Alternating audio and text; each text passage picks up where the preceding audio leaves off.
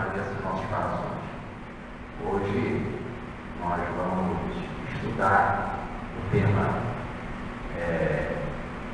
baseado no terceiro volume dos 4 Evangelhos de Agostinho, novas e sucessivas aparições aos discípulos, volta de Jesus à natureza espiritual que lhe era própria nas regiões etéreas, volta essa chamada ascensão, concordância estabelecida a esse respeito entre as narrações evangélicas que se explicam e completam umas pelas outras.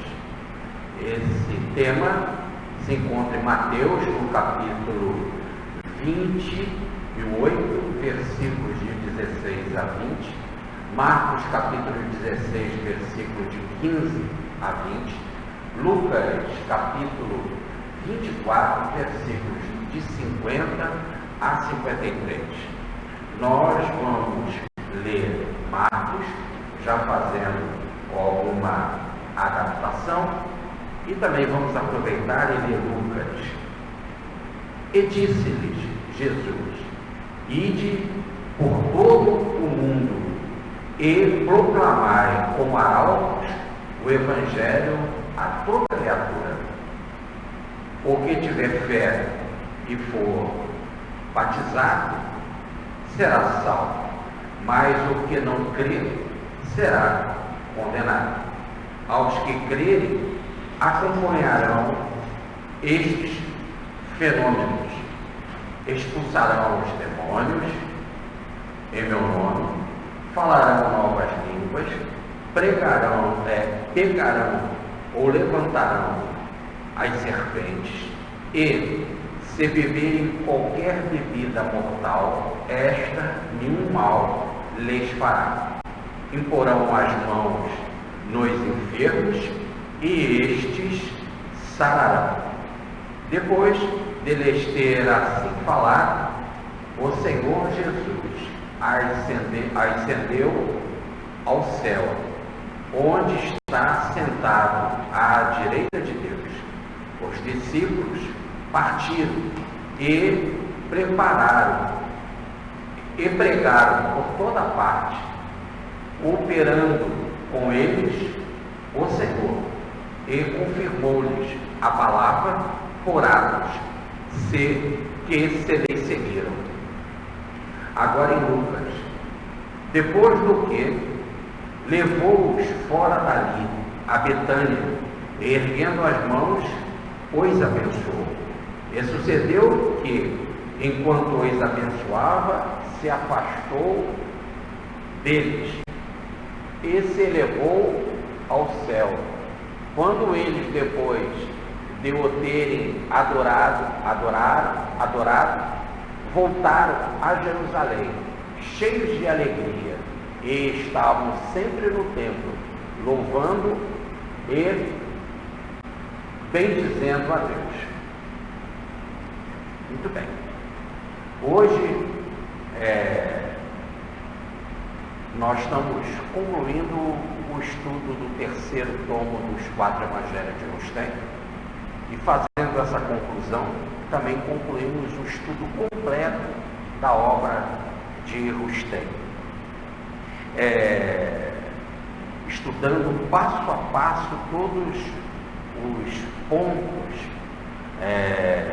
os acordos, podemos dizer assim, os complementos entre os evangelhos sinóticos e também do Evangelho de João, de todas as passagens do Evangelho.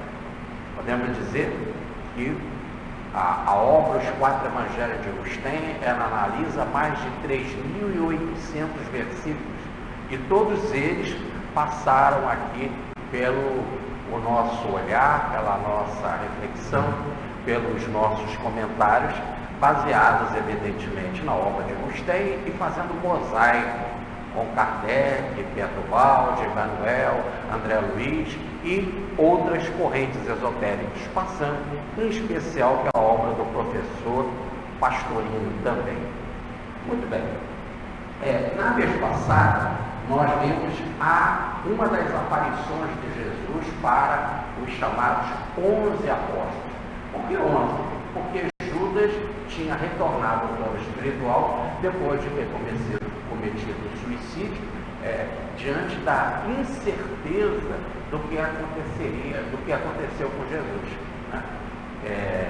Ele tinha de realizar um trabalho devera difícil, né? De levar Jesus até a presença das autoridades, dentro da cabeça de todos os apóstolos, não só Judas. Jesus mostraria o seu poder, mostraria a sua glória, mostraria a sua imensa capacidade. Eles viram isso durante 3 anos, acompanharam Jesus passo a passo, desde a Galileia, e tinham então a certeza desse grande poder de Jesus. Estavam temerosos, não sabiam o que seria quando entregassem Jesus aos chamados inimigos, aos inimigos que se reuniam no poder máximo de Israel, que é o Sinédrio, que é o Senado, onde estavam presentes ali os fariseus, os saduceus e, em especial, os homens mais nobres, os principais. As traduções colocam como príncipes, ou os principais, seriam os mais ricos, os notórios da região. E essa gente, já por conhecimento de toda a nação, eram pessoas muito presas ao cargo. Já por muitos anos, a família de Anás, que tinha o genro, Anás tinha o genro Caifás, se mantinham no poder. E essa luta pelo poder e o conchavo que faziam com as autoridades dominantes, que eram os romanos, era algo bem conhecido da população. Era constante as crucificações, eram constantes os apedrejamentos feitos também nas sinagogas, no templo, feito pelas autoridades religiosas, e as crucificações feitas pelos romanos. Então eles sabiam muito bem o que eram essas autoridades e como que eles manipulavam para poder se manter no poder. Mas era da vontade do mestre. O mestre dizia que isso estava nas escrituras e que assim deveria acontecer. Como Jesus foi preso e lá mostrou-se extremamente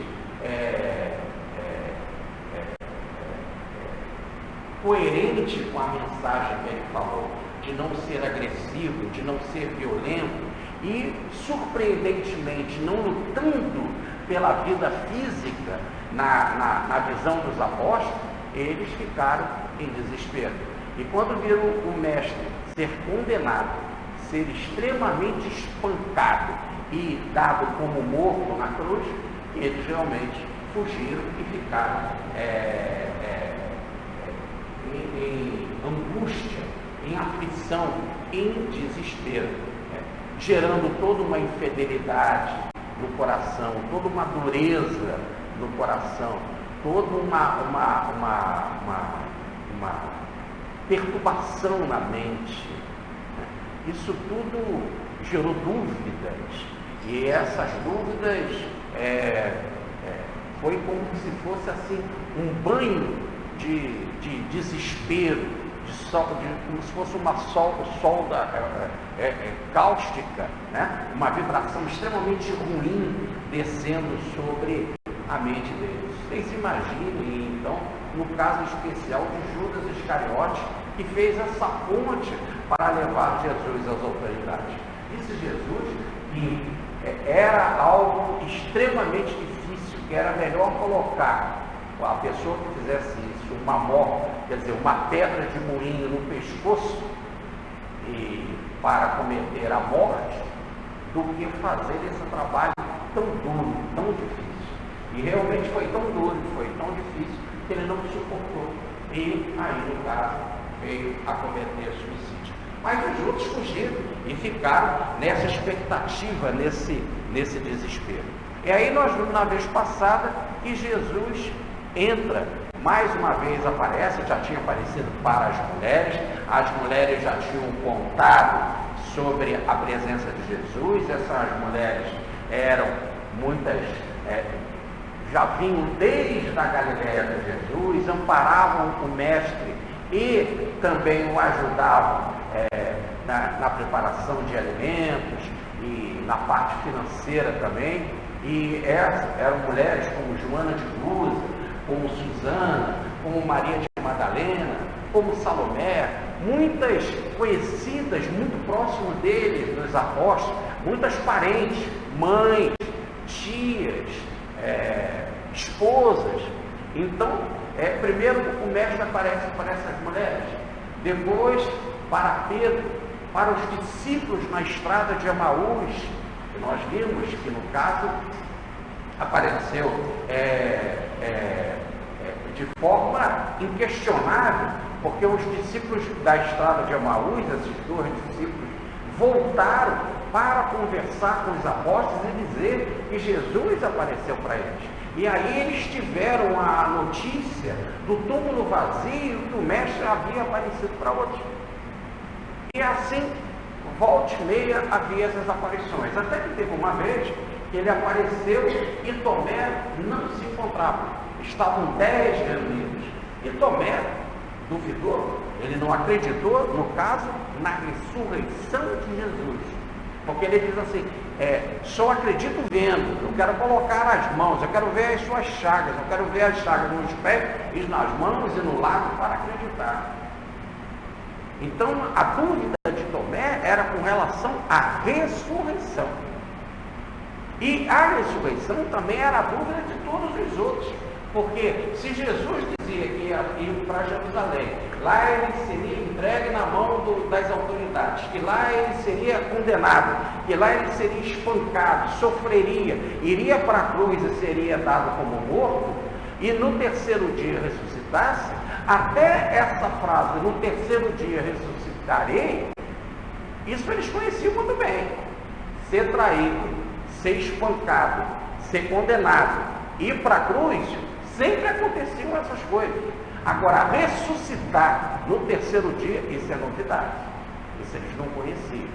Apesar das escrituras que eram lidas sempre há séculos nas sinagogas sobre a vinda do Messias e as profecias com relação ao Messias, o fato mesmo era novo. O fato em si era novo. E havia sempre esse questionamento. Existe mesmo a ressurreição? Porque aqueles outros que ressuscitaram, como os 3 que Jesus fez, o filho da viúva de Naim,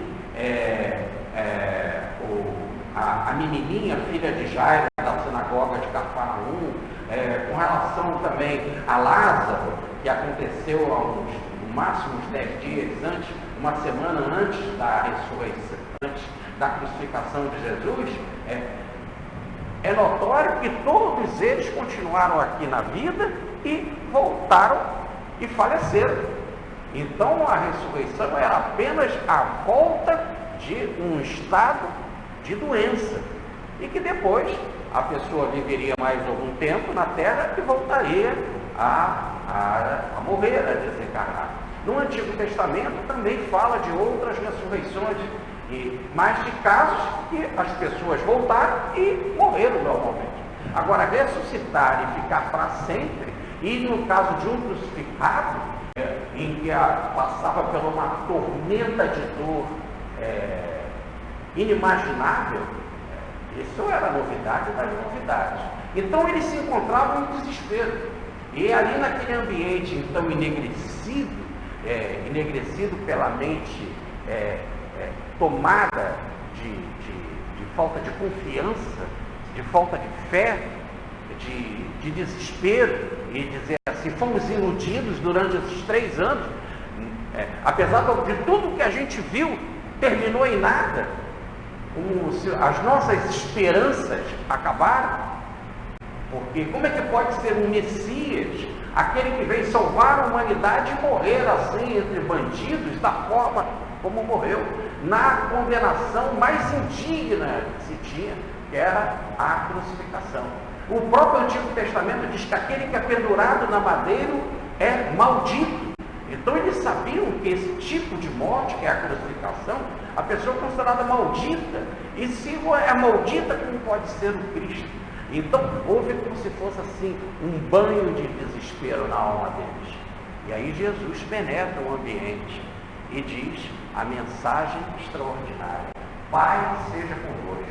E aí quando ele anuncia a paz, é a vibração cristônica que ele derrama naquele ambiente, combatendo aquela onda negra de desespero. Onda negra que está marcada de forma clara na sequência. Como diz, se nós unirmos o texto de Mateus e o texto de Lucas, que fala sobre essa passagem, que nós vimos na vez passada, eles estavam tomados de infidelidade. Estavam tomados de infidelidade. Estavam tomados de dureza, estavam tomados de perturbação,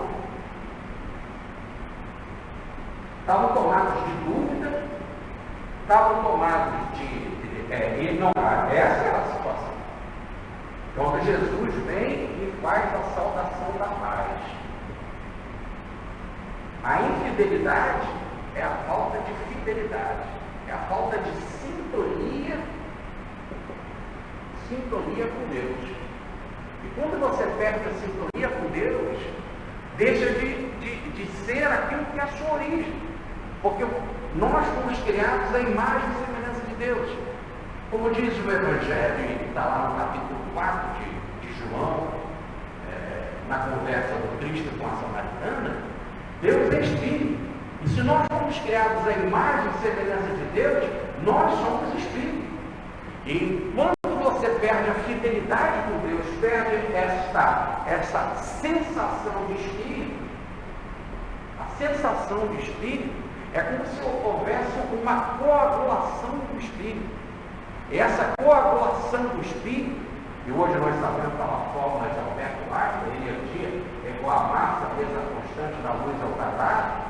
Quer dizer, é como se o Espírito se coagulasse, vai para uma forma psíquica, energética, ele se enrola, ele se condensa, ele se fecha numa forma psíquica, emocional, de desequilíbrio, e daí se condensa na matéria. Nós vemos bem essa ideia lá no Gênesis de Moisés, na historinha, na lenda, para explicar a criação de Adão e Eva. Eles viviam na delícia do paraíso. No exato momento que pecaram ou perderam a harmonia com Deus, a sintonia com Deus, cometeram erro, ou melhor, desobedeceram os princípios, as leis da vida, da árvore da vida, aquilo que te sustenta com vida. Quando você perde essa sintonia, aí diz que eles caíram do paraíso, foram expulsos do paraíso e ganharam túnica de pele e foram jogados por terra. Está lá o último versículo do capítulo 3 de Gênesis, que é o primeiro livro, e eles foram jogados por terra. Quer dizer, de espírito, quer dizer delícia, veio-se para a terra. Em outras palavras, de espírito se chega à matéria. Por isso que o próximo passo é que eles estavam cheios de infidelidade e dureza. Olha aí a dureza como sendo a materialização do espírito, a materialização do coração. O coração fechado, o coração que não se abre para a espiritualidade, que não se abre para o amor, que não se abre para a compreensão. Aí fica fechado em si mesmo. Aí quando você fica fechado em si mesmo, o primeiro passo é a perturbação mental. Porque você não deixa de existir. Nunca o Filho de Deus poderá acabar. Existe sempre a imortalidade, porque senão seria um fracasso da parte de Deus. Kardec explica isso muito bem. Deus sendo todo-poderoso, Ele pode. Deus sendo todo misericordioso, Ele quer. Se Deus pode, quer, e Ele nos ama e é amor, a salvação já faz parte do pacote evolutivo.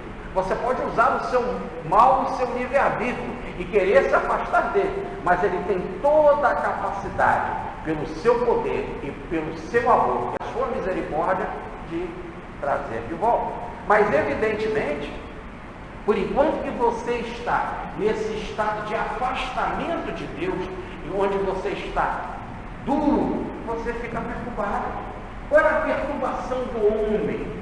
São as grandes perguntas que ele faz. Quem sou eu? De onde eu vim? Por que eu sofro?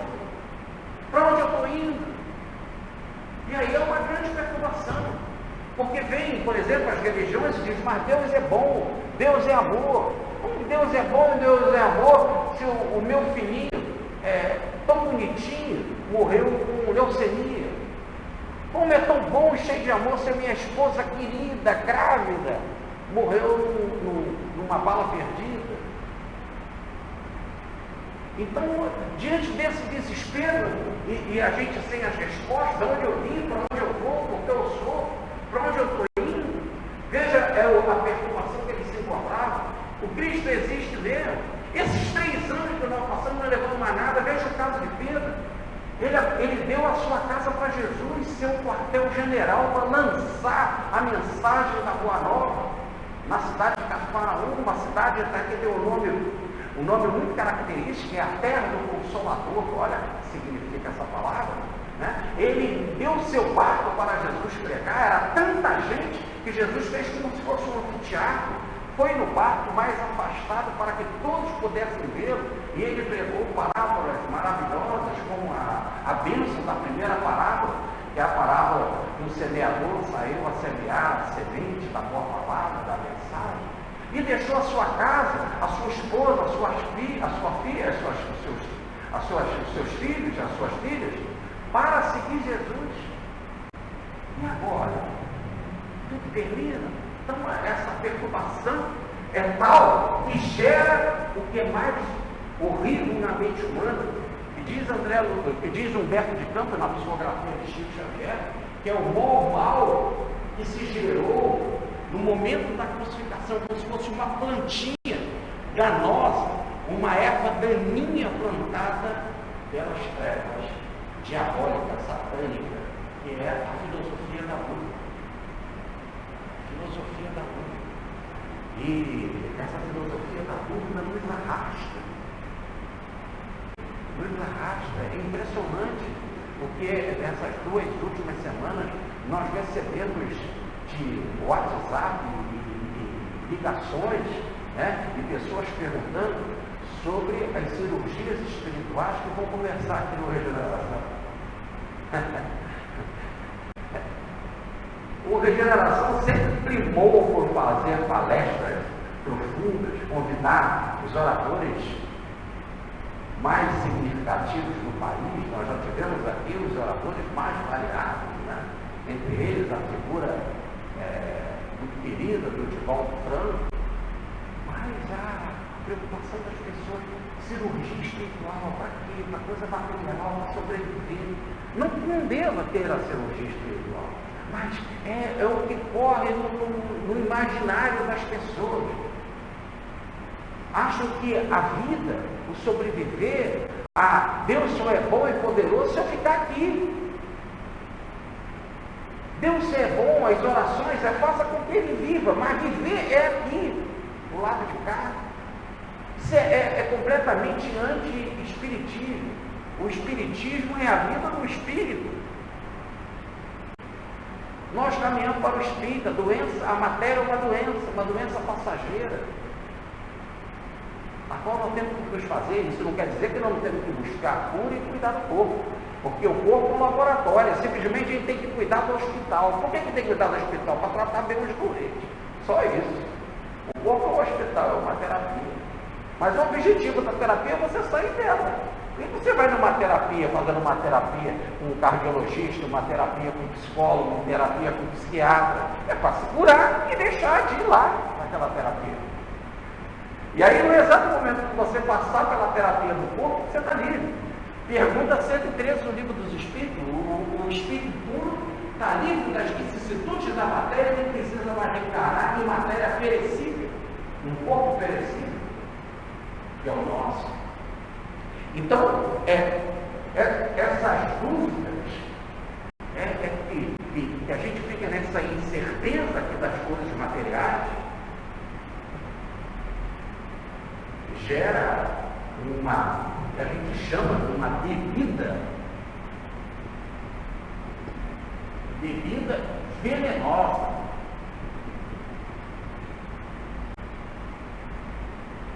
Venenosa.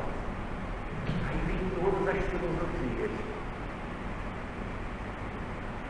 A filosofia nihilista, tudo acaba no nada.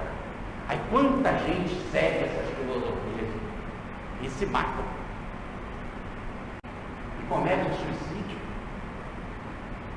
E vive em desespero. E só coloca um sentido nas drogas, no sexo desequilibrado. Afinal, tudo vai acabar. Aí vem uma filosofia como a existencialista. Aí na filosofia existencialista é uma loucura. Porque o homem tem que fazer aquilo que ele tem que vontade. Faça o mais rápido possível. Vai gozar a sua vida. Aí que desemboca numa outra doença gravíssima que é o capitalismo. Consuma, prazer. Afinal, já dizia até o Antigo Testamento, comamos e bebamos, porque amanhã morreremos todos. Então vamos consumir, para poder ter uma vida de conforto. Aí vem a frase que se coloca na boca do cientista. Eu sustento que a única finalidade da ciência é de aliviar a canseira da existência humana, ou melhor, trazendo para ele conforto, bem-estar. Aí não param os produtos. E logo você tem uma TV e já vem uma outra, e se você não acompanhar, você não é moderno, e a coisa já não funciona, e já não serve, e já não tem qualidade. E aí pior, você vai para uma outra corrente também, tão doente quanto a capitalista, que é a comunista, que vem e desemboca na hora da prática, na hora da experiência, na hora que é implantada. A religião é o ópio do povo. A religião te tira dos sentidos, como se o sentido fosse o quê? O sentido é obedecer, matar aqueles que não obedecem e fazer imperar a sua vontade. A fraternidade já vai embora, em nome de uma igualdade. Igualdade que a pessoa é obrigada a querer. Você é obrigado a querer. Então, essas dúvidas vão gerar os questionamentos, e esses questionamentos quase sempre são venenosos. Quantos são arrastados? Aí tem a frase maravilhosa, se não me falha a memória, da Cazuza, né? Os meus heróis morreram de um movimento dos ricos. Paz, amor e sexo. Paz e amor. Não vale para nada, vai usar droga e fazer sexo como você quiser. Sexo é muito bom. Prazer é muito bom. Mas tudo tem que estar dentro das leis da vida. Quando você sai das leis da vida, cria toda uma doutrina venenosa. E tanta gente bebe, e acha que é prática. Ora, como você faz para combater o governo? Com evolução. Como você faz para combater uma ideia? Com agressividade. Aí você vê, a gente vê ultimamente nas últimas passeatas, tudo terminando primeiro em questionamentos verdadeiros, questionamentos sérios, questionamentos de mudança, questionamentos de ética, questionamentos de justiça, questionamentos de reflexão, de querer mudar o rumo do status quo, mas tudo termina em baderna, em quebra-quebra, em morte, em destruir patrimônio público, que é nosso mesmo. É como se fosse um ataque à nossa própria vida.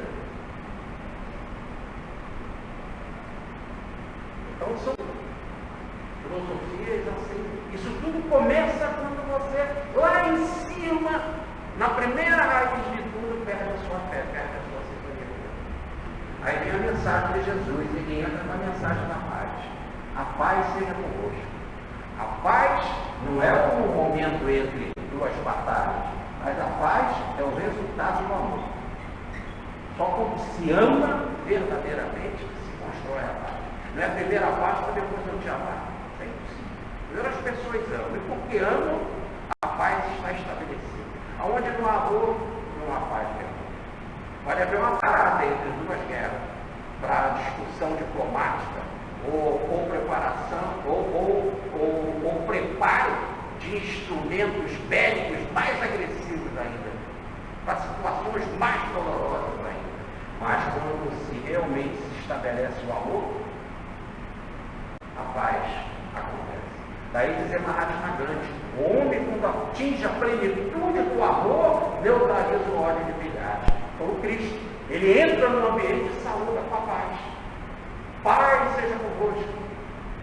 O homem que atingiu a plenitude do amor tinha de neutralizar o ódio, as dúvidas, a infidelidade, a dureza, a preocupação, a dúvida daqueles 11 que seriam aqueles que ele estava convocando para levar a mensagem dele para fora.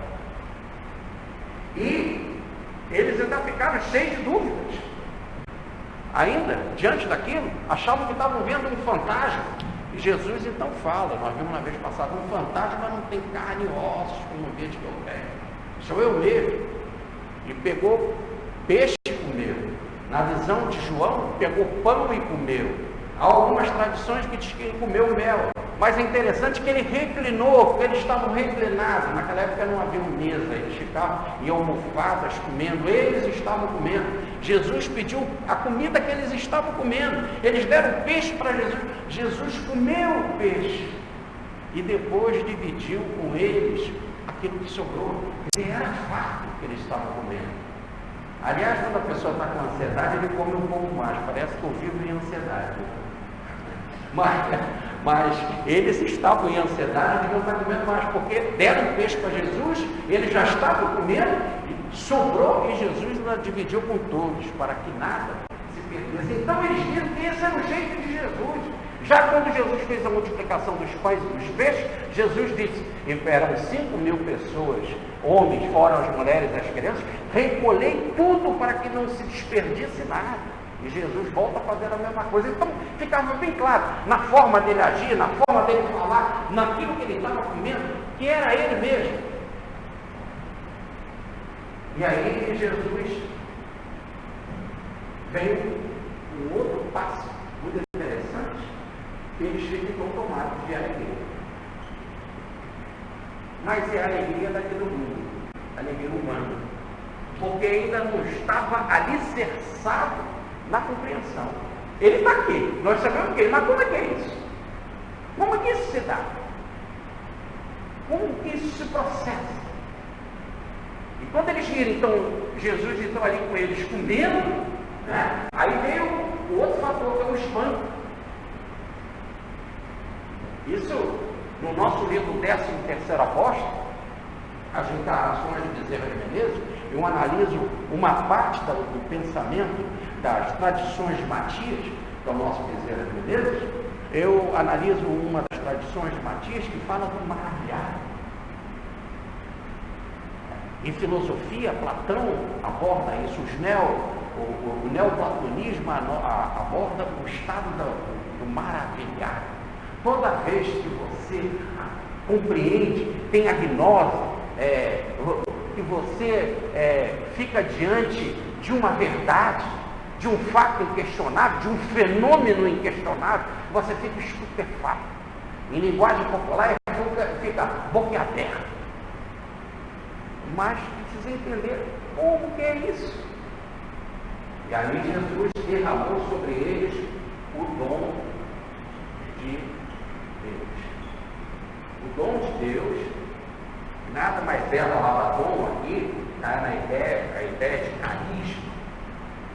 Carisma. E no capítulo 12 da primeira carta de Paulo aos Coríntios, ele traça os vários carismas, os vários dons, né? O dom da profecia, o dom da intuição, o dom da mediunidade de pregação, o dom da administração. Então, são os vários dons. Ora, o dom maior de Deus, a sintonia com Ele, sintonia, que nós chamamos de intuição. Já que Deus não está lá nem acolá, está dentro do próprio homem, daí dizer Jesus, não foi a carne, Pedro, nem o sangue que te revelou isso, mas meu Pai que está no céu. Por isso que a palavra intuição quer dizer intimez, é o processo de intuição. Eles tiveram um rasgo de intuição, mas especificamente para o tema da ressurreição. Não sobre todos os temas. Jesus derramou com a sua imensa vibração naquele momento uma capacidade para que o coração e o chakra frontal se abrissem. Esses dois chakras são fundamentais. No coração nós temos a origem do pensamento. Na mente nós temos o raciocínio, que é importante aqui para o mundo, que é o passo a passo. Mas a origem está no coração, no sentimento do coração. Por isso que se usa a expressão lá nos textos do Evangelho: por que pensais mal em vossos corações? Ou pensar bem no coração. Pensar, a origem está no coração. Tanto que quando você fala alguma coisa e acusa alguém, fulano, você fez isso? Você bota a mão no coração e não na cabeça. Ou se fosse a sede real do Espírito. Até quando você diz eu te amo, você não bota a mão na cabeça. Vai dizer, raciocinei e compreendi pela razão que eu te amo. Você bota a mão no coração. A origem do amor está no coração. É uma forma de pensar mais profunda. A raiz dele. E depois vai para a razão, vai para a mente. E aí chegando na razão, é processada de forma na análise, na síntese, né? Na dedução, na indução. E aí você chega na síntese, faz os questionamentos, as teses, as hipóteses. E aí há todo um linguajar que é instrumento científico, né? Há todo um linguajar cartesiano para você se posicionar aqui no mundo. Um princípio, meio e fim. Então, Jesus faz com que desperte esses dois grandes chakras, órgãos do corpo espiritual, o chakra cardíaco, o chakra frontal, para que eles pudessem ter a capacidade de entender, mas entender com relação à ressurreição. Aí houve um passeio pelos textos bíblicos que tratam da ressurreição de Jesus, e aí eles compreenderam. Aí eles compreenderam que aquilo que eles acreditavam, que era a religião que eles seguiam, falava daquilo que estavam vendo ali.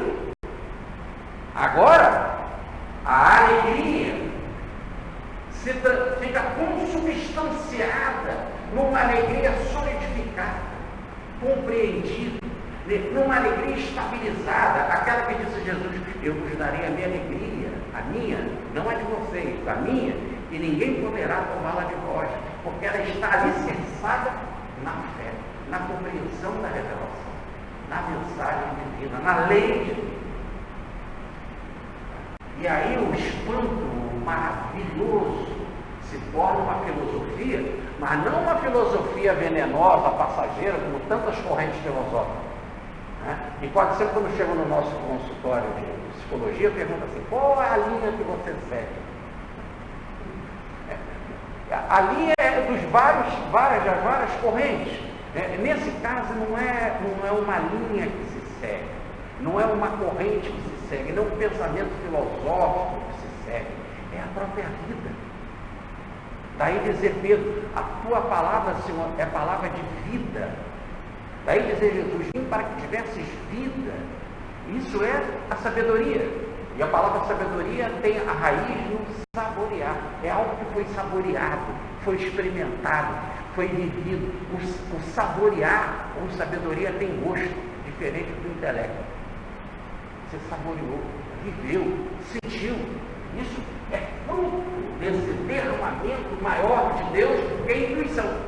E diz do professor Pedro Baldi no livro As Louures que eu só compreendo intuição alicerçada em afeto. A intuição não é uma coisa para botar a mão aqui na cabeça, como se fosse um atleta do pensamento. Não. A intuição, ela também tem afeto, ela está unida ao amor. Se não tem amor, se ela não é quente, não é intuição. Daí dizer Paulo na carta aos Efésios, no capítulo 10, comprimento, largura, altura, profundidade, que é o conhecimento, igual os santos conhecem, continua Paulo, de Cristo. Então é em profundidade, não é algo superficial, não é comprimento, largura e altura, não, é na profundidade, na experiência crística que se tem essa compreensão. Muito bem, assim Jesus então ordena para os 11 para ir na Galileia, porque ele lá vai aparecer para eles. Aí começa o texto de hoje. E por enquanto que a gente estabelece a preparação do texto de hoje, eu vou pedir aqui ao Rogério, por gentileza, para pagar o quadro para a gente, e a gente então vai preparando aqui o tema para a compreensão de hoje, lendo uma página do Emmanuel, do livro Harmonização na Psicografia do Chico Xavier, da editora Grupo Editorial Emmanuel, que trata desse tema.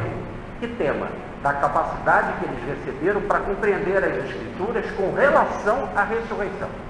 Depois de compreender as Escrituras com relação a todos os temas da vida, isso seria no dia de Pentecostes mais na frente. Eles deveriam se preparar em oração para um aprofundamento da intuição.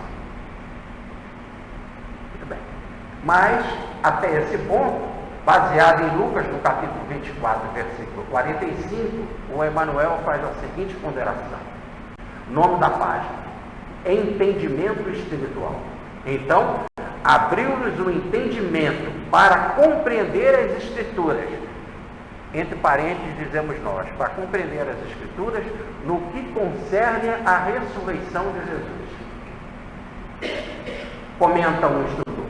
Em geral, encontram-se queixosos em todos os núcleos de atividade cristã, alegando dificuldade para o justo entendimento do Evangelho. Alguns leem os versículos mais simples, devoram os capítulos mais belos e permanecem atônitos, surpreendidos. Por que lhes indicaria a fonte evangélica se as palavras dos textos diferem tanto de sua situação? Perguntam eles. Sentem-se desiludidos, atordoados de incompreensão. Entretanto, o fenômeno deriva-se do jogo de experiência e nada mais. É indispensável insistir sempre às portas do entendimento. Há frases e textos difíceis. Convém procurar-lhes a extensão para encontrar-lhes a sabedoria e a beleza. Estudo e observação do Evangelho também constitui trabalho e da mais alta envergadura. A vaidade e a presunção costumam abandonar o serviço na antecâmara da imensa oficina de luz e, antes que houvesse contemplado as fontes eternas, voltam-se para o mundo, difundindo as sombras da influenciação que lhes é própria entre a ironia e o escárnio. Não se percatam de que toda a aquisição demanda esforço e perseverança. O menor título de competência profissional no mundo requer fervor e boa vontade no trabalho. Seria possível, portanto, que as forças eternas fossem simples objeto de aquisição mecânica à margem do caminho? A realização espiritual é serviço supremo do Espírito. É imprescindível buscar-lhe as expressões a golpes de vontade e de determinação. Somente as almas ainda superficiais pedem soluções absolutas às letras evangélicas.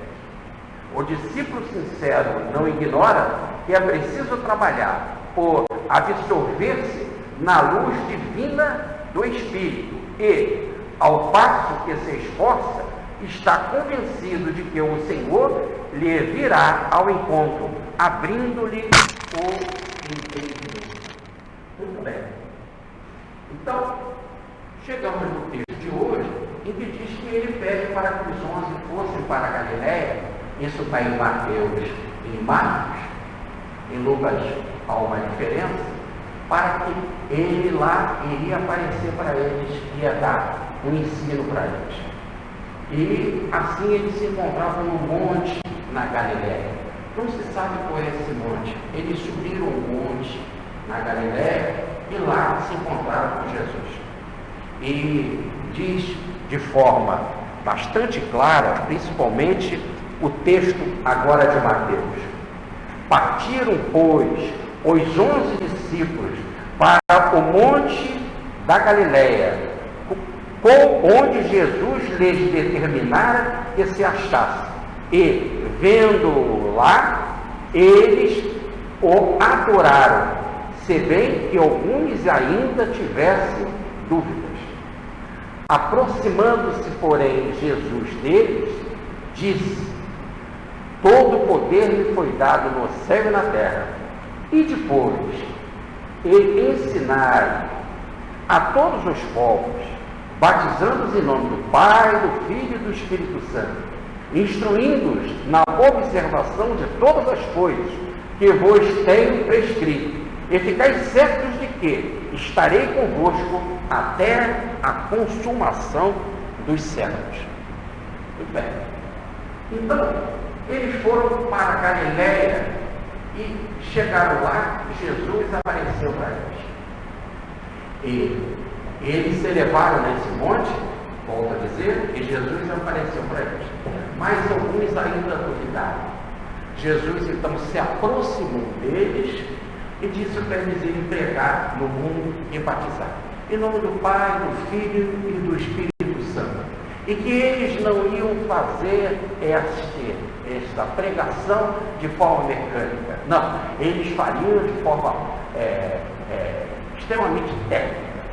Como os arautos, então não iam proclamar alguma verdade do reino, eles iriam como arautos fazer uma proclamação da mensagem prescrita, ou melhor, do Evangelho, da mensagem de Jesus, como está de forma clara no texto de Marcos. Eles iriam então para o mundo, eles pregariam como arautos, as pessoas então seriam convocadas, aquelas que acreditassem seriam batizadas, aquelas que não acreditassem seriam condenadas, e eles não fariam esse trabalho sozinhos, eles fariam esse trabalho com Jesus. Mas é interessante que quando Jesus apareceu para eles nesse monte na Galiléia, eles adoraram Jesus. E Jesus se aproximou deles, mas alguns duvidavam. E mandou eles pregar. Aí você fala assim: poxa, mas tudo que você falou no texto passado, que eles estavam com dúvidas, né? Agora eles continuam com dúvida. É lógico que esse negócio da dúvida, para espírito atrasado, né? Isso é muito normal. A gente vai e volta até consolidar. Diz do professor Pedro Balsa que na escala da evolução, todo o aprendizado é assim: sobe 3 passos e desce 2, sobe 3 e desce 2, sempre vai ganhando. Mas não é bem o caso aqui. Veja, a mente deles, no texto passado, foi aberta com relação à ressurreição de Jesus. Tema específico. Isso ficou claro. Tanto que quando eles vão para o alto do monte na Galiléia e Jesus aparece para eles, eles adoram Jesus. Essa é a primeira vez que aparece isso no texto evangélico. Jesus vai ser adorado. Adorado é como se fosse um ser supremo, podemos dizer assim, quase que um Deus. Nas filosofias que vão imperar mais tarde, nas correntes, nas crenças que vão imperar, como a do catolicismo e a do protestantismo, através dos séculos, ele inclusive é considerado Deus.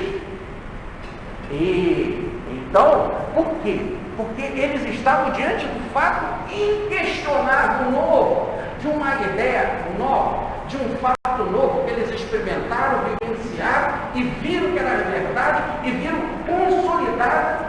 por compreensão, por intuição, diante da revelação deles, que eram nas Escrituras, de Moisés, nos profetas e nos salmos, como nós vimos na lição passada. Quer dizer, em todas as Escrituras. Então, com relação a esse ponto, eles estavam agora convencidos. Como esse é um fato extremamente novo para a humanidade, um fato que o túmulo não foi suficientemente forte para prender o espírito, para prender um ser, aquele que venceu a morte, então eles tratam com adoração. Mas aí Jesus se aproxima.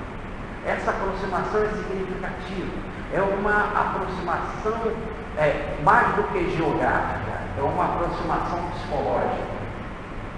Você pode estar do lado da pessoa e haver uma distância enorme, como Jesus do lado de Pilatos. Do lado de Pilatos. Geograficamente, podemos dizer que estavam praticamente no mesmo lugar. Mas a distância psicológica, quando Pilatos perguntou o que é a verdade, Jesus não pôde dizer para Pilatos o que é a verdade. Essa distância psicológica era imensa. Então agora eles estavam com dúvida em que, vamos ver, eles já adoraram Jesus com relação à ressurreição, mas persistiu uma dúvida. Aí Jesus se aproximou deles. Aí se aproximou, diminuiu a distância psicológica. Não pode ser Jesus aparecer no monte, eles adoraram Jesus e Jesus se aproximar deles. Jesus já estava próximo. Essa aproximação é uma aproximação psicológica. Houve um processo de união com Jesus. Por isso que de Jesus, eu não vos deixarei órfãos nunca. E no final daquele texto de Mateus, onde eles vão pelo mundo para pregar e para constituir discípulos, por todas as nações, entre todas as criaturas, eles não farão esse trabalho sozinhos, diz a passagem, instruindo-os na observação de todas as coisas que eu vos tenho prescrito, e ficais certos de que estarei convosco até a consumação dos séculos. Então, sempre que vocês estiverem realizando isso, eu estarei convosco. Próximo. Então, é uma aproximação a nível espiritual. Paulo diria que é de cristificação, como está na carta aos Gálatas, no capítulo 2, versículo 20. Já não sou eu mais que vivo, para mim viver é Cristo. Mas como explicar a dúvida? A dúvida é com relação ao que eles iam fazer. Não com relação à ressurreição. Isso eles já tinham compreendido e estavam ali diante do Cristo e adoraram. Diz que os 11 adoraram. E nós não podemos botar falsidade neles. Se o próprio texto diz que eles adoraram. Então, isso é ponto inquestionável. Mas, será que nós temos que agora largar tudo? Porque essa era a ideia.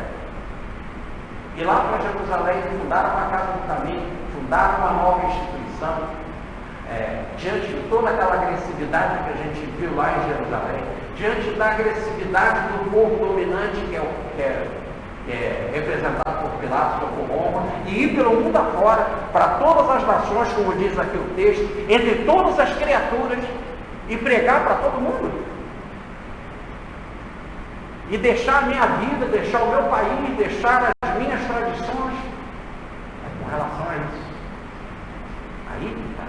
O modus operandi. Como eu farei o meu trabalho, a minha atividade. E por que eu tenho que levar esta vida nova? Uma vida completamente nova. Imagina no caso de Paulo, de Saulo. Ele era Saulo. Ele perseguia Jesus. Ele matou Estevão a pedrada. Prendeu homens e mulheres. Agora o Cristo aparece ele na estrada de Damasco. E ele pergunta: o que queres que eu faça? E aí foi entregue para ele o Evangelho para ele levar uma nova vida. Ele chega a usar uma expressão Paulo. Nós somos como um vaso. Quebra esse vaso de barro e faça um novo. Ele vai numa outra passagem explicar que o homem velho e o homem novo é uma nova criatura. Pedro vai usar a expressão uma nova criatura em Cristo, é uma nova vida. Uma vida completamente diferente. A vida que eles levavam de pescadores, eles tinham barcos, Tanto que dias antes, 7 deles foram pescar. E Jesus aparece, ei, vocês estão passando a noite aí, pegaram que eles nada. Eu não quero mais ser pescadores de peixe, vem ser pescadores de alma. Vão largar a profissão, barco, vão largar tudo para ser pescadores de alma. Como que é isso? A dúvida estava aí. Aí Jesus se aproxima e dá as devidas explicações.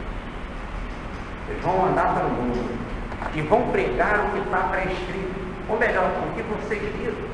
Eu estarei convosco. A obra de vocês, as palavras de vocês serão testificadas pelo exemplo. Eu estarei com vocês. Não serão palavras mortas, vocês darão exemplo. Eu estarei com vocês. E vocês vão pelo mundo e vão pregar. E pregar o que está prescrito. Como arautos, vocês vão pregar, vão instruir a boa nova. A boa nova. Essa novidade para o mundo. Essa grande novidade para o mundo que é o Evangelho. A palavra Evangelho quer dizer boa nova. Vocês vão pregar isso. E vai acontecer o seguinte: vocês vão pregar, vão anunciar, vão instruir. Então vem primeiro o conhecimento, a instrução. A instrução vai levar a duas situações. Ou o sujeito vai ter fé naquilo que foi anunciado, ou não vai ter fé. Se ele tivesse fé, ou melhor, se ele sintonizar com a palavra, e se ele se constituir discípulo, ele será salvo. Ou melhor, entrará para uma nova atitude de vida, que é de ser discípulo do Senhor, do Cristo, logo consumidor ou cidadão, todo aquele que é discípulo do Cristo, cidadão do reino de Deus.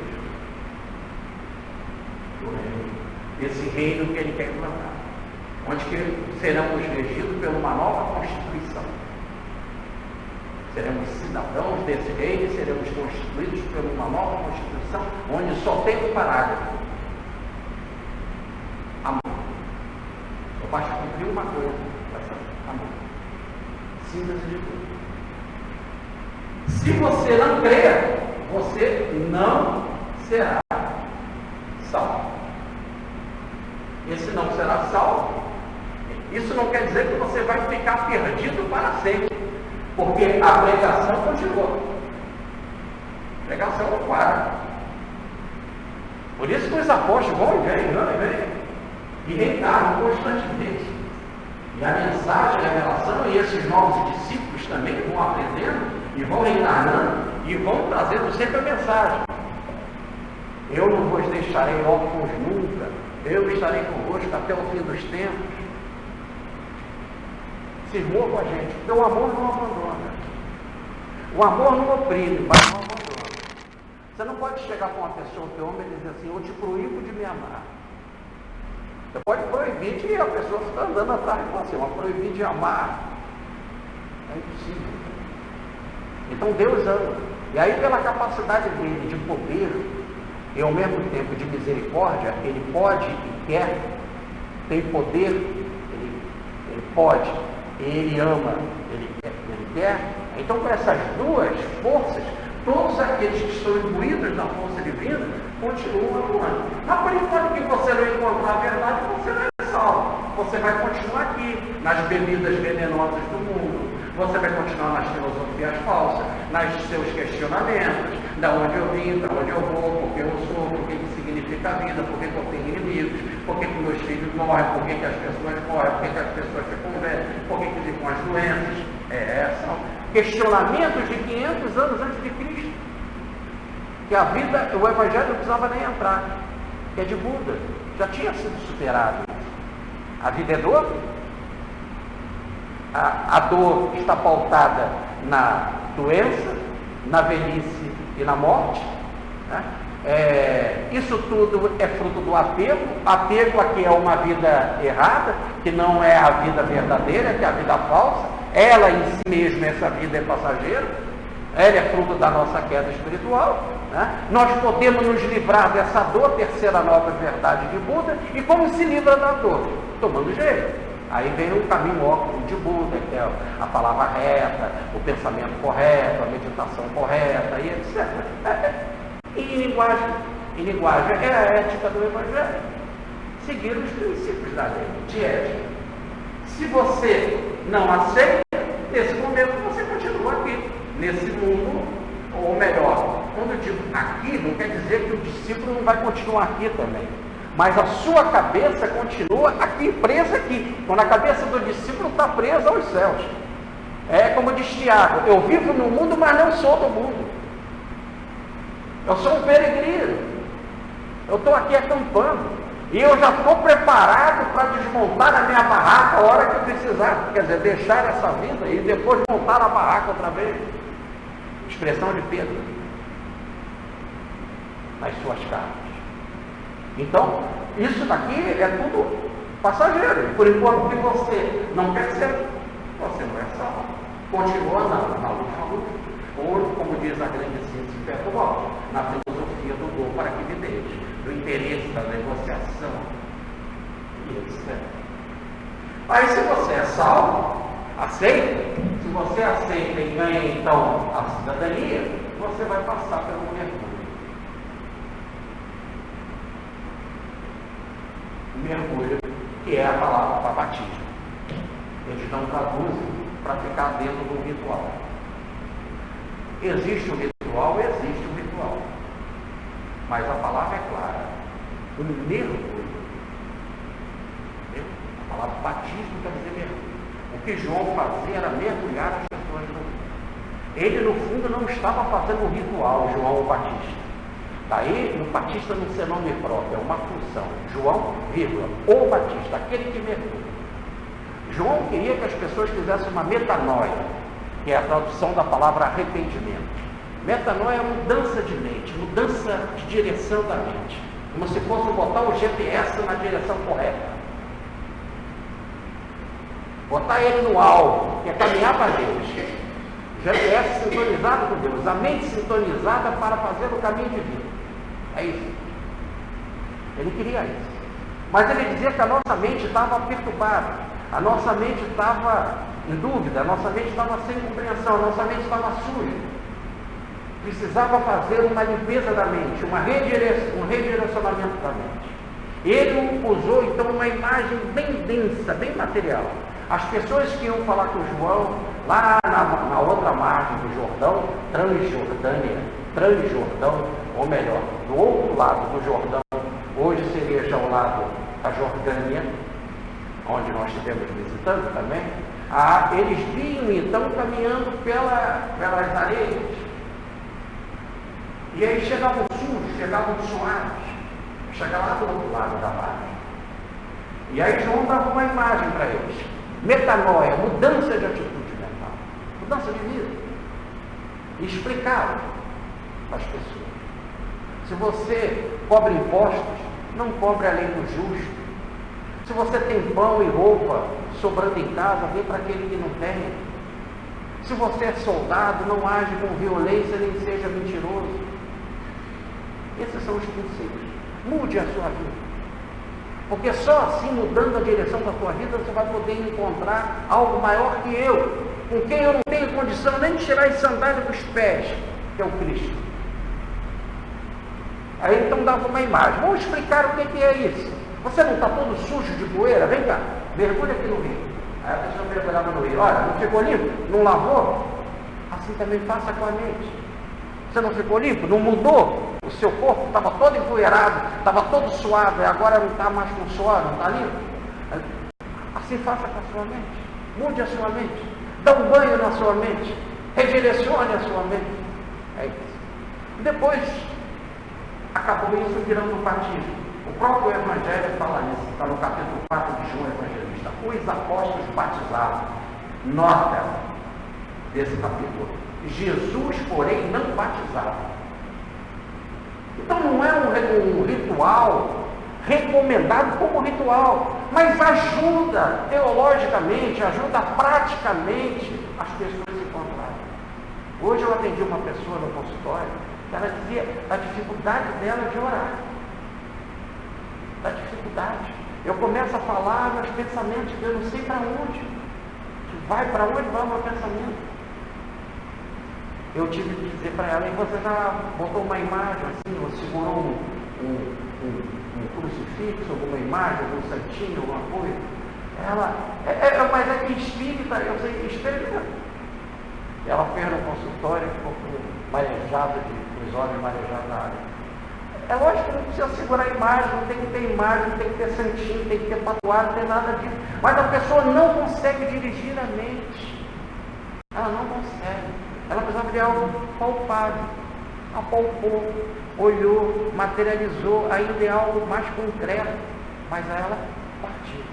Buscou um foco. Os hindus chamam isso de corpo. Bote a mente em direção a um ponto, a um foco. Aí depois você não vai mais precisar desse foco, mas até chegar a esse nível.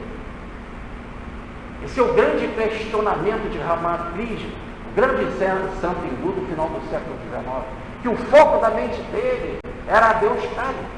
E no final ele queria chegar ao nível mais alto e ele tinha de destruir a forma da deusa Kali, para ele chegar ao nível mais alto do sem forma. Mas eu estou falando de Ramakrishna, ele mesmo disse aquele que foi Rama e depois Krishna, agora é Ramakrishna. Eu estou falando de um ser, um avatar. Então nós temos que ir gradativamente conforme é a nossa mente. E se é a necessidade do batismo, então por isso que até os apóstolos faziam, as pessoas ainda precisam de uma direção ainda, de algo assim simbólico. Mas o que é mais interessante é que esse mergulho se daria, esse batismo, na seguinte forma: fazer isso em nome do Pai, do Filho e do Espírito Santo. E aí faz um batismo da pessoa e fala em nome do Pai, do Filho e do Espírito Santo. Faz um sinal, um gesto pelo sinal da Santa Cruz, né? Pelo sinal da cruz. Só que o texto não está falando isso, está dizendo que está fazendo este mergulho, os que se salvam, em 3 forças: no Pai, no Filho e no Espírito. Porque eles vão passar a ser discípulos. Vão ser, cada um vai ser cidadão desse reino de Deus. E a semelhança dos 11, vão sair mundo afora fazendo a mesma coisa dos 11. Fazendo a mesma coisa. Então, eles precisavam, como os apóstolos, também estarem mergulhados no Deus, no Pai, no Pai, no Filho e no Espírito Santo. O que é o Pai? A palavra Pai, Abbas, no original no hebraico, Abbas, que quer dizer paizinho. É a primeira palavra que a criança aprende quando começa a falar. Abbas e Ima, papai, mamãe. É o linguajar da criança para o pai. Ele coloca, e Jesus abusa desse linguajar. Esse não é um linguajar claro do Antigo Testamento, está lá no Antigo Testamento, mas não é o normal. No Antigo Testamento ele diz que esse Pai é o Deus do exército, ele é poderoso, é o Deus dos trovões. Jesus, ele bota esse Pai na intimidade. Todos nós somos crianças, só aqueles que se assemelham às crianças entram no reino dos céus. É buscar o Pai. Como a criança vai e se joga no Pai, e se enlaça no Pai, e porque ela confia no Pai, o Pai é tudo para ela, assim também. Nós temos que nos jogar nesse Abbas, Ima, nesse papai, nessa mamãe, e confiar nela. Né? É a grande força que vai nos dar a intuição, que é Deus. Mas um Deus que é próximo, um Deus que é íntimo. Um Deus que é íntimo, não é um Deus que está lá longe. Então vou mergulhar nele. O batismo é um mergulho nesse Deus, onde eu vou conviver com essa intimidade com ele. É aquilo que eu tenho de mais íntimo. Não está lá nem acolá, está dentro de mim. Mas Deus é algo muito ainda misterioso. Deus, só aqueles que saboreiam é que sabem dessa experiência. Diz o livro dos Espíritos que só o Espírito puro vê a Deus. E isso é confirmado no Sermão do Monte de Jesus. Bem-aventurado o Espírito, aquele que tem puro coração, porque verá a Deus. Tem que ter um coração puro. E até a gente ter coração puro é um processo ainda gradativo. Então, qual é a forma que eu vou ter para seguir esse Deus? O que Ele quer de mim? O que Ele espera de mim? O que Ele deseja? Como que eu tenho que fazer? Aí vem o exemplo. O exemplo é o Filho, é Jesus. Pronto, está aqui. Jesus, que é o enviado, desse Deus. Pronto. Esse é o Jesus. Aí, olhando para Jesus, e aí o próprio Jesus fala isso no Evangelho, ele mostra-nos o Pai, mas você é quem vê a mim, vê o Pai. Pronto, está tudo aquilo que eu ouvi do meu Pai, eu vos tenho dado a conhecer. As obras que eu faço, não sei o que as faço, é o Pai que está em mim que faz as obras. Diz Paulo de Tarso, meus irmãos, sede meus imitadores, como eu sou do Cristo. Então, o Cristo é essa força, esse exemplo. Mas não é para ficar no Cristo, é usar Cristo para chegar em Deus. O que o Cristo vem implantar não é o reino dele, é o reino de Deus. Ele faz parte do reino de Deus. Ele é nosso irmão maior, ele sabe o caminho. Ele disse, eu sou o caminho, vem caminho. Olha, está aqui. Para eu chegar ao resultado, a cidadania de Deus. E aí, quando eu sigo o exemplo do Cristo, eu tenho que trabalhar aqui, porque o Cristo manda ir de pregar, e não só os 11, mas todos. E não só ir de pregar, mas conforme você está pregando, eu também vou estar contigo. E aí começa o nosso trabalho aqui na vida. E o nosso trabalho aqui na vida tem que ver com função do que disse Jesus. Quando você estiver na frente dos homens, das autoridades, não se preocupe com aquilo que vocês vão falar. Porque na hora aparecerá o Espírito Santo que falará tudo aquilo que vocês precisam. É a mediunidade. A mediunidade que todo mundo tem e que deve cada vez desenvolver mais. Por isso que línguas de fogo desceram dos céus, espíritos luminosos desceram dos céus e impressionaram os apóstolos. E agora você vai exercitar, e cada um vai exercitar com a voz do Espírito. Porque eu posso estudar muito todas as ideias aqui para essa palestra, mas quem conduz, aquilo que inspira, aquilo que amarra, se não for o Espírito, não serve para nada. Eu me lembro que logo quando eu entrei para a doutrina, aí eu vi o Divaldo, fiquei encantado. O Newton Boechat falava com aquele conhecimento extraordinário. O Gilberto Campista Guarino, hoje um desembargador da área de família, puxa, falava com conhecimento, uma profundidade. Aí eu falei, vou fazer a mesma coisa. Aí eu peguei, montei uma palestra, botei coisas bonitas, fui escrevendo, botei poemas, verdades e coisas maravilhosas. Como tem uma relativa facilidade de decorar, e quando você está animado e está interessado, então é mais fácil de guardar, li aquilo tudo, guardei aquilo tudo e fui fazer a palestra. Na minha visão, a palestra foi retumbante. E eu achei que as pessoas acharam a palestra também maravilhosa.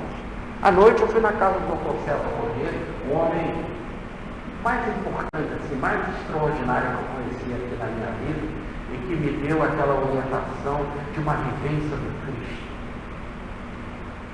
Então nós estávamos lá, e muita gente na casa, e começa a reunião mediúnica, e o Dr. César Mornier, mediunizado pelo seu mentor, o Custódio, dava um conselho para cada um que estava ali. E os conselhos eram de forma de repreensão, de chamar as pessoas para a atenção, de chamar as pessoas nos seus compromissos e tal. E como eu estava do lado dele, ele ficou o tempo todo com a mão acariciando uma das minhas mãos. E no meu caso, ele me deu os parabéns. Parabéns pela beleza da palestra. Muito bom. E eu fiquei muito feliz. Puxa, até o custódio, o mentor, gostou. E ele continuou falando com o outro, e dava um sermão para um, e chamava a atenção de outro, e chamava o outro a um compromisso, e voltou para mim e me deu um elogio. Eu já fiquei preocupado, que negócio ele está me elogiando também. E aí eu pensei, o espírito superior que está me elogiando, assim, como é que é isso? Aí ele deu a devida explicação. É isso mesmo, eu estou te elogiando, porque o esforço foi teu, a palestra foi sua, você só não deixou a gente atuar.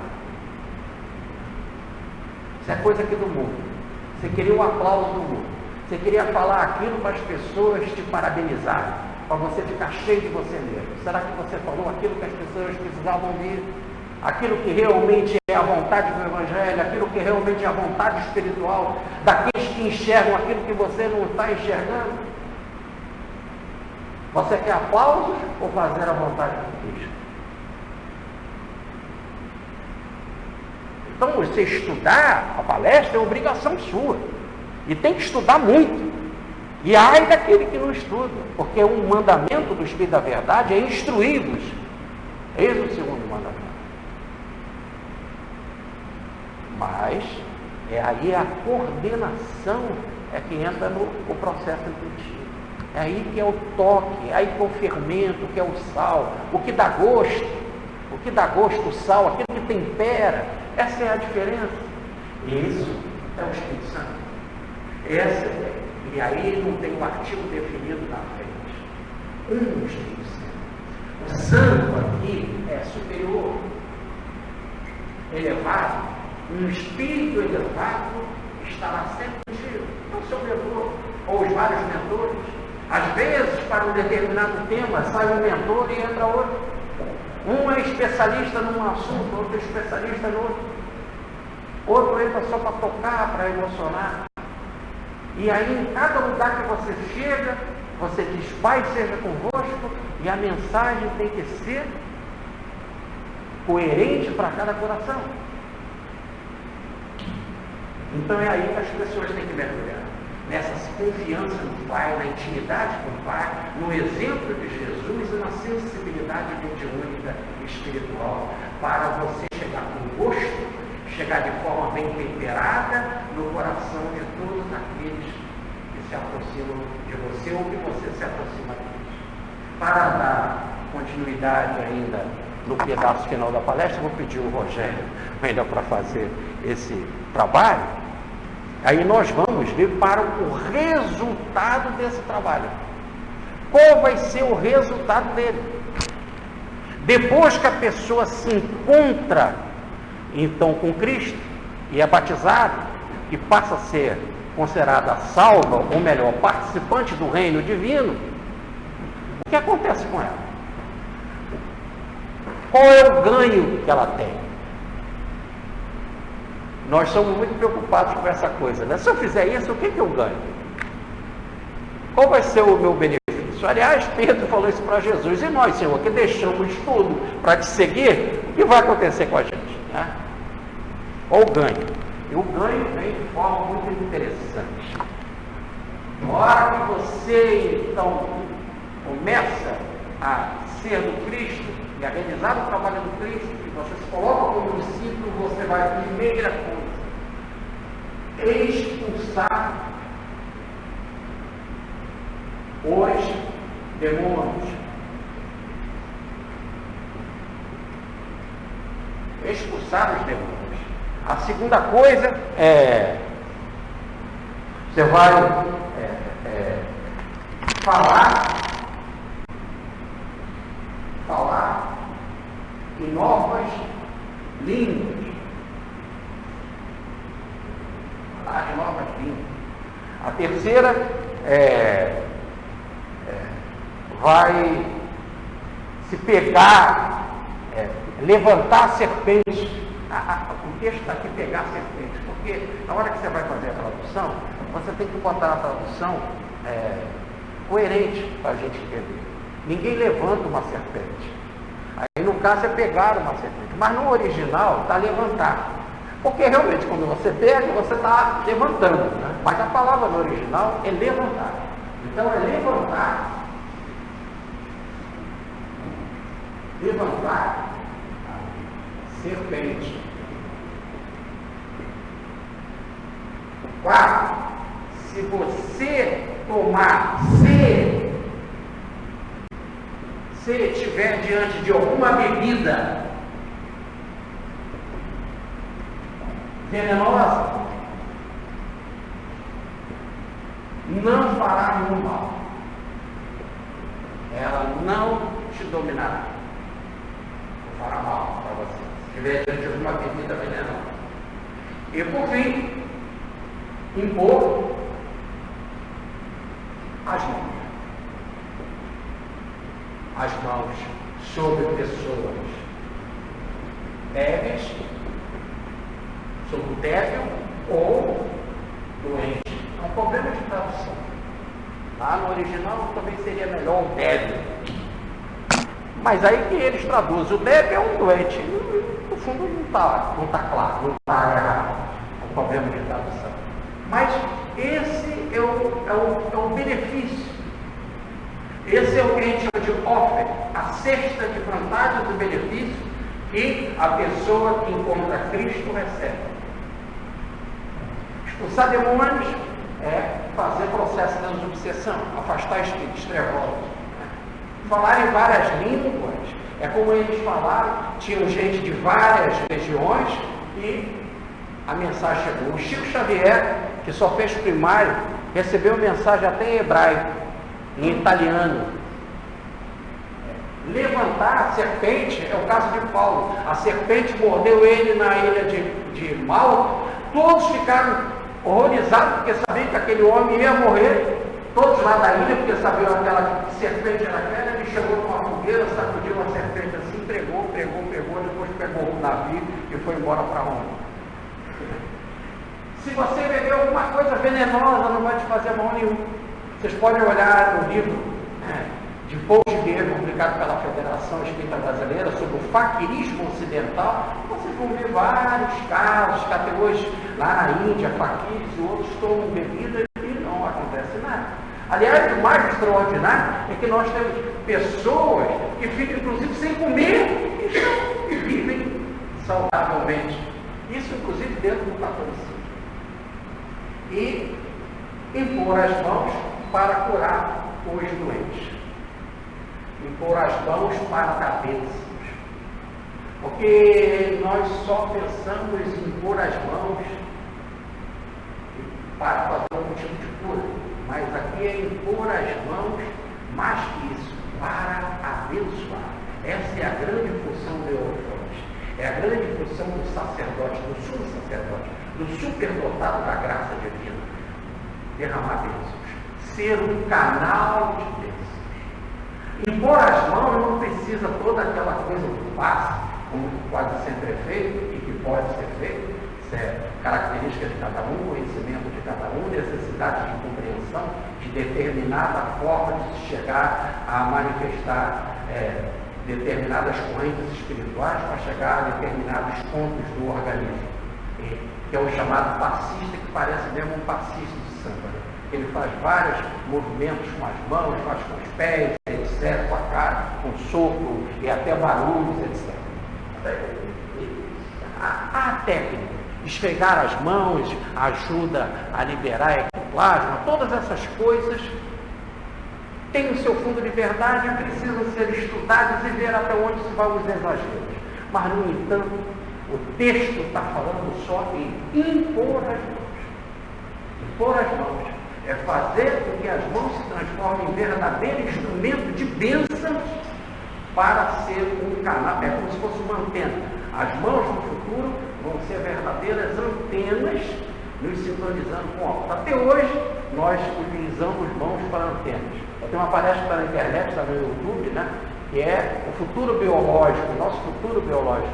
e que eu falo sobre todas as funções das mãos como antenas e como meio de comunicação. Por exemplo, só os cegos, os surdos, eles se comunicam com as mãos. Né? Todo o movimento dos mudras, que são movimentos com as mãos, que fazem verdadeiras curas no princípio da Hatha Yoga.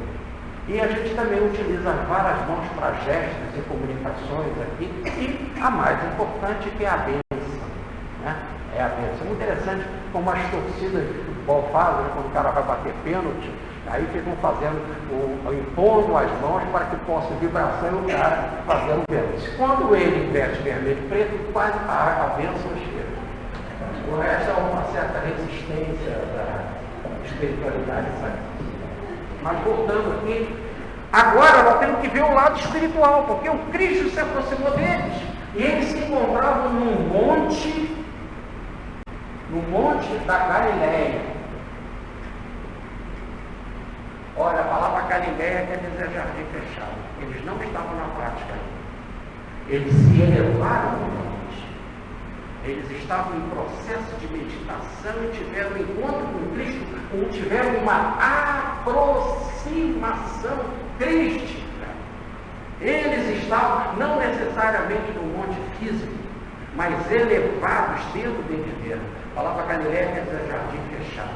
Recolhidos em meditação. Aliás, nós vimos isso no texto da lição passada, onde aguardem, vocês receberão algo maior.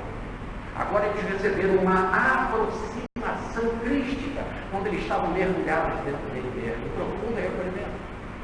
E o maior ganho que você tem é que você afaste os seus demônios. São as suas sombras.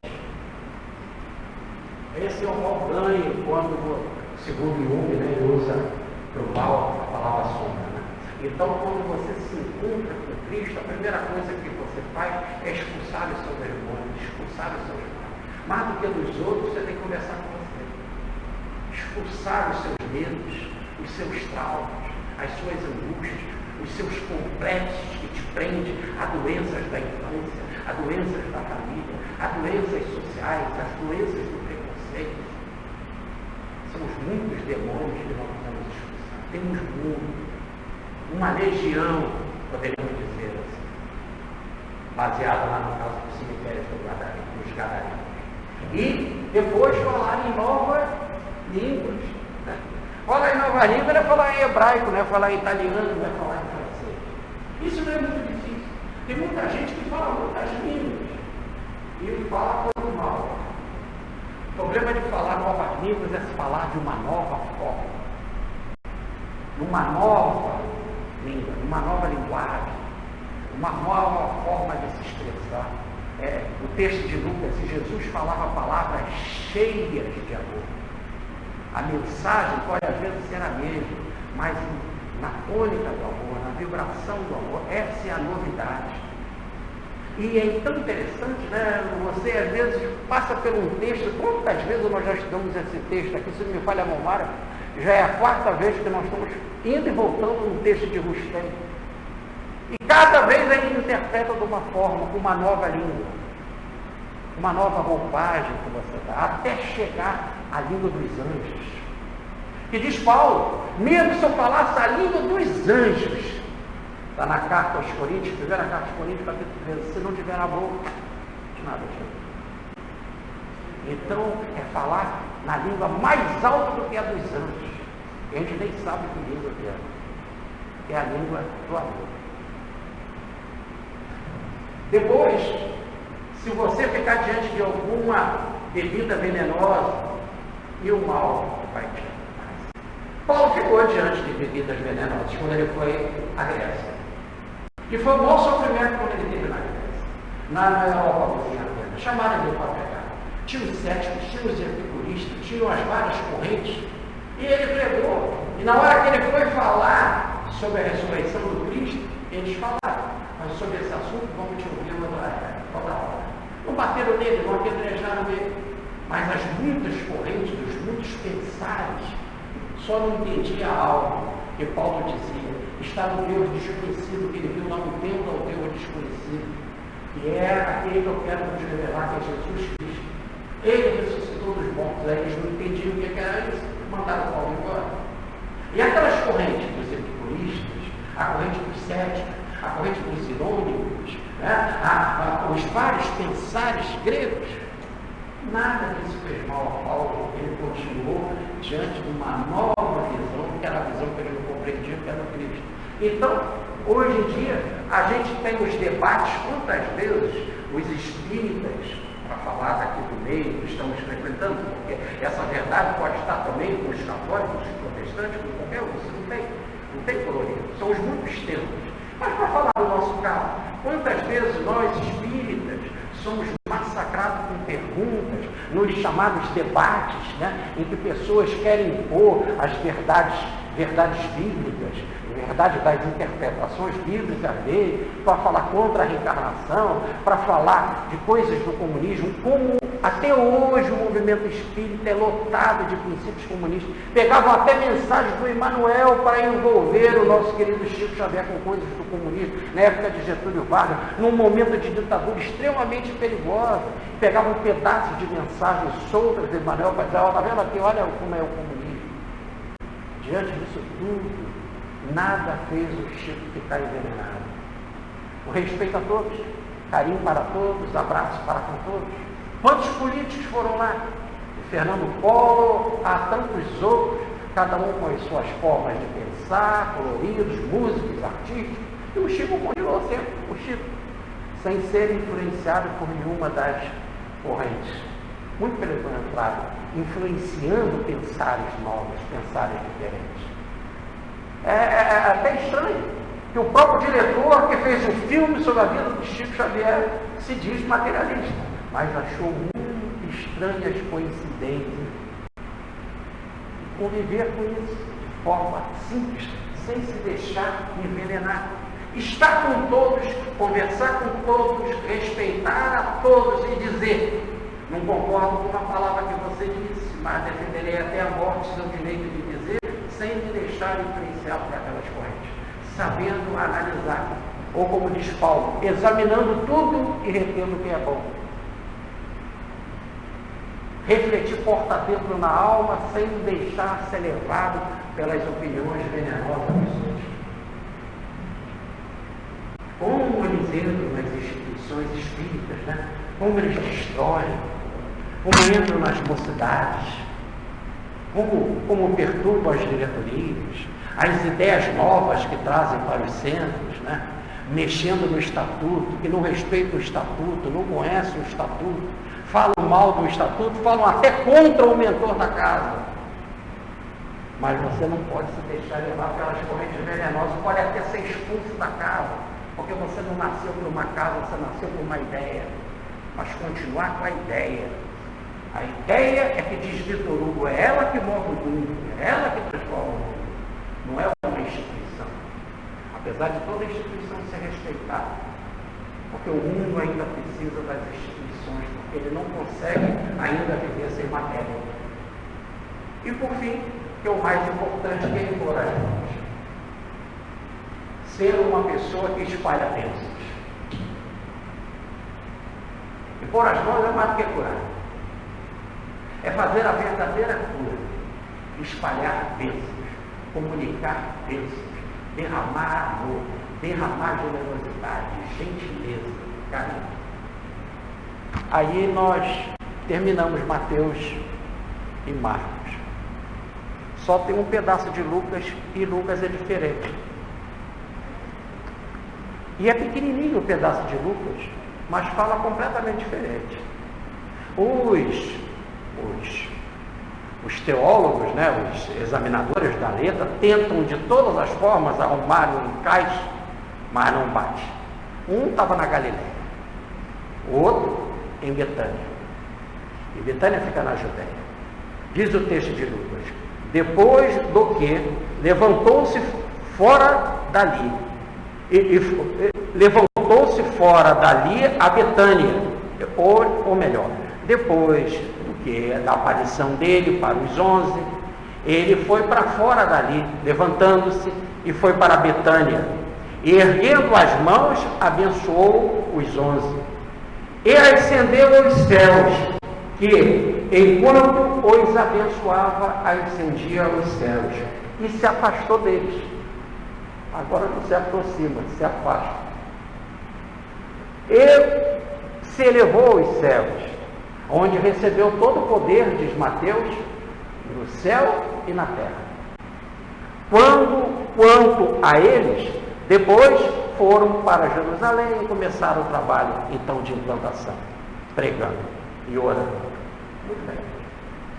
Agora eles vão para Betânia. Betânia fica na Judéia. Se interpretarmos pelo lado espiritual, não tem problema. Betânia fica na Judéia. Esse encontro aqui foi na Galiléia, só que a palavra Galiléia quer dizer jardim fechado. Pode ser não um local físico, mas um local de meditação. Agora vai para o trabalho mesmo, onde que ia se começar aqui em Jerusalém. Porque ele, inclusive a ressurreição aconteceu em Jerusalém. A ressurreição aconteceu em Jerusalém e há muitas dúvidas se eles foram para a Galiléia. Porque eles estavam em Jerusalém. A Galiléia é simplesmente, talvez, uma ideia simbólica de estar e de subir ao monte, de se elevar pela meditação para se aproximarem de Cristo e compreender o trabalho que eles tinham que fazer, que nós acabamos de explicar. Mas no fato histórico é que eles estavam na Betânia. E na Betânia eles iam começar a pregação deles. E é só isso. E ascendeu os céus, foi chamado fenômeno de ascensão. E eles viram Jesus ascender dos céus, se afastando deles. Vamos para o lado simbólico. Agora, o afastar não é um afastar psicológico, um afastar físico. Porque nesses 3 anos Jesus estava do lado deles. Agora, Jesus fisicamente não está do lado deles. Quando eles estiverem na Grécia, quando eles estiverem na Ásia Menor, quando eles estiverem na Síria, em outros lugares, e pelo mundo afora, nós vamos ver Pedro, vamos ver Paulo, vamos ver Tomé na Índia, vamos ver André, vamos ver cada um fazendo o seu trabalho. E parece que a gente não vê Jesus. Não é isso? Então, aparentemente, são eles sozinhos. O Cristo com eles. Porque termina Mateus dizendo assim: eu estarei com vocês até a consumação dos tempos, realizando esse trabalho com vocês. Mas não fisicamente. Por isso, esse afastar. Aqui o afastar é ideia geográfica, não psicológica. Intimidade, eles sempre terão com Cristo. Sintonia sempre com Cristo.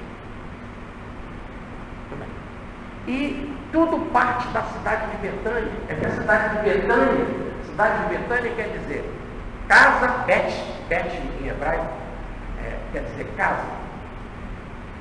Casa. Betânia quer dizer a casa das tâmaras. A casa das tâmaras. As tâmaras, elas produzem mel, que não é o mel de abelha. Quando a Bíblia fala em mel, normalmente é o mel das tâmaras. Nós tivemos em Israel as plantações imensas das palmeiras, né? Tivemos a oportunidade muito de comer as tâmaras, não secas, mas as tâmaras, frescas, deliciosas, doces. É como se fosse um mundo de açúcar concentrado. As tâmaras são deliciosas.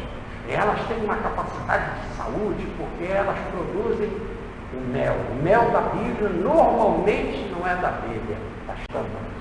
Mais do que isso, ela produz uma bebida que é aquilo que diz bebida forte,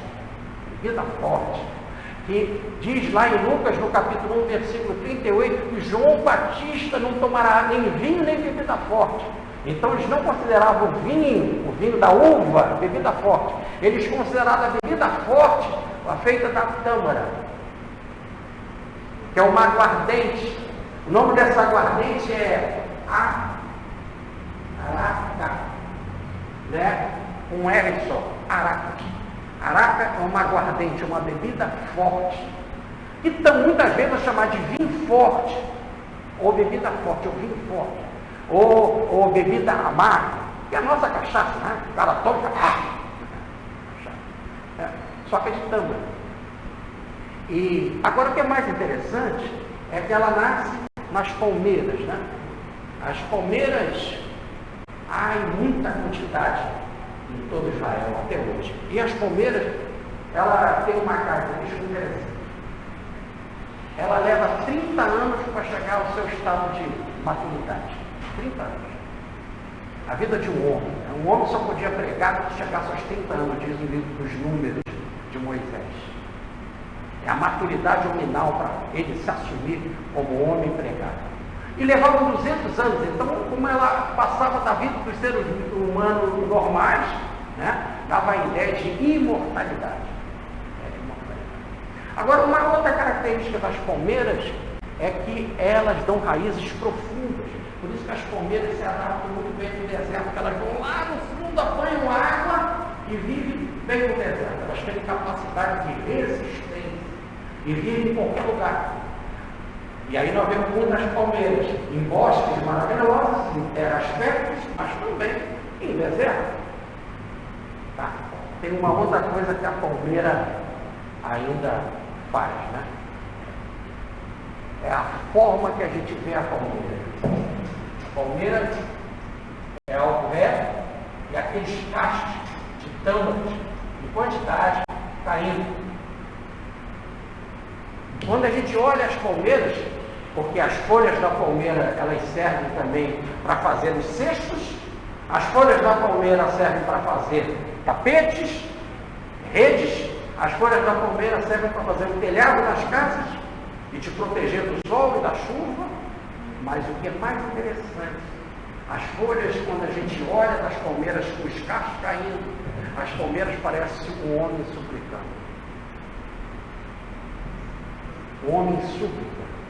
Como aquele desenho que está lá no Parque do Flamengo, aquela escultura do Parque do Flamengo do Oscar Niemeyer, que é lá no Monumento aos Pracinhas, em que o Oscar Niemeyer desenha as mãos suplicando, elevado aos céus, em agradecimento pela proteção aos filhos da pátria. Mas as palmeiras, então, lembram um semi-súplica para os céus. Agora ainda tem um ponto muito interessante nas palmeiras, que os agricultores perceberam. Ora, tem palmeira que dá gameta masculino, e só gameta masculino, e tem palmeira que só dá gameta mais feminino. É lógico que naquela época eles não sabiam gameta, mas sabiam que tinha característica masculina, característica feminina. E eles pegavam a parte do sêmen, né, das palmeiras e colocavam uma em cima da outra para haver uma multiplicação e abundância. Então ela tem qualidade masculina e feminina. Que Jesus está dizendo que agora eles vão lá para a terra das tâmaras, ou melhor, a terra das palmeiras, onde tem os homens suplicando a Deus. Os homens que estão sofrendo, apelando para Deus. E é assim que ele começa a sua conversa com Moisés, lá no alto do monte. Na primeira conversa com Moisés. Eu ouvi o gemido do meu povo. Eu ouvi a súplica do meu povo. Essas palmeiras. E que povo? Homens e mulheres. Sem diferença. Porque as palmeiras têm essa característica masculina e feminina. Sem diferença. Eu ouvi a súplica e quero resgatá-los. Se mandou Moisés e agora ele está mandando os apóstolos para, sem fazer diferença, pregar para todos, homens e mulheres, e fazer com que eles produzam a coisa doce que é a tâmara, a bebida inebriante do vinho, a coisa produtiva, gostosa, saborosa, cheia de riquezas vitamínicas que é o mel. Que o homem possa produzir o melhor, que das suas súplicas, ele encontrando a mensagem do Cristo, ele possa produzir o que há de melhor. Ele como cidadão do reino dos céus, ele como alguém que se encontra perfeitamente acoplado à vontade de Deus, e que pode dizer, sou discípulo do Cristo. Sou discípulo do Cristo porque ele me ensinou a ficar mergulhado no Pai através do exercício da minha mediunidade, do meu encontro com o outro, para que o outro também, juntamente comigo, possa viver melhor e criarmos uma grande fraternidade, a chamada fraternidade branca, ou a fraternidade universal, que é a fraternidade do Reino de Deus. Muita paz, fique com Deus.